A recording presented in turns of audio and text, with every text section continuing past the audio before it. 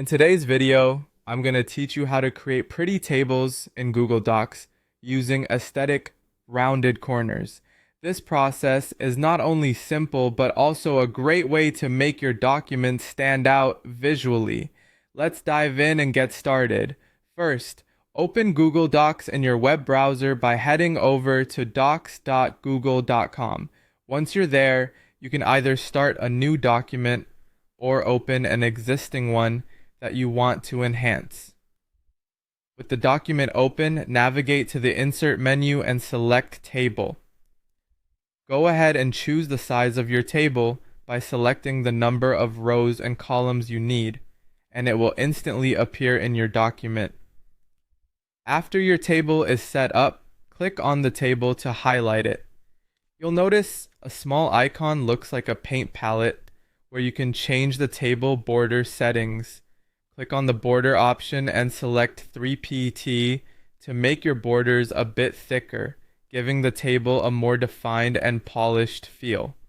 Now, it's time to add some color that will make your table stand out. Click on Table Options, then navigate to the Color section. Here, you can choose a color for your table borders. Feel free to get creative and pick any color that matches your document's theme or personal preference. Let's make the table's appearance even more striking with some background color. Click on the table header to select it, and then click on the background color button. Choose any color that suits your style. Remember, this color will apply to your header row, adding a touch of elegance and structure to your table. For the text within the table header, it's often a good idea to click text color and choose something contrasting, like white, to ensure readability. For an additional layer of visual appeal, let's add a rounded rectangle behind the table. Go back to the Insert menu and select Drawing, then click on New. Once the drawing interface opens, click on Shapes and select the rounded rectangle shape.